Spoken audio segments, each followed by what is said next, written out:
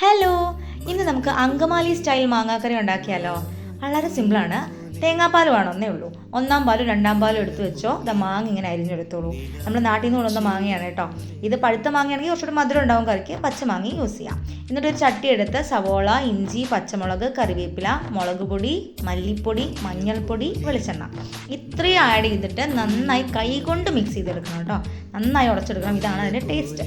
എന്നിട്ട് അതിലേക്ക് നമ്മൾ അരിഞ്ഞു വെച്ച മാങ്ങ ചേർക്കുക. രണ്ടാം പാല് ചേർത്ത് ഫ്ലെയിം ഓൺ ചെയ്ത് സ്റ്റവിൽ വെക്കുക.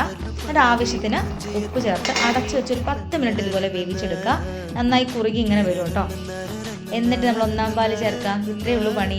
2-3 തള വരുമ്പോഴത്തേക്ക് നമുക്ക് ഫ്ലെയിം ഓഫ് ചെയ്യാം. എന്നിട്ടൊന്ന് വറുത്തിടാം. നിങ്ങൾക്ക് കടുക് പൊട്ടിച്ചിടാം, അല്ലെങ്കിൽ ഉള്ളി മൂപ്പിച്ചിടാം. ഞാൻ രണ്ടും കൂടിയാണ് കേട്ടോ ഇടുന്നത്. കേട്ടക്കട്ടെ, എന്താ ഞാൻ കുറയ്ക്കണേ. ഇത്രയും ചെയ്യുമ്പോഴത്തേക്ക് നല്ല സ്മെല്ല് വരും. അപ്പോൾ ഈ സ്മെല്ല് കാരണം ഒരാളിവിടെ എത്തിയിട്ടുണ്ട് ടേസ്റ്റ് ചെയ്യാൻ വേണ്ടിയിട്ട്. നമുക്കൊന്ന് ചോദിച്ച് നോക്കാം. Oh yes, she approved.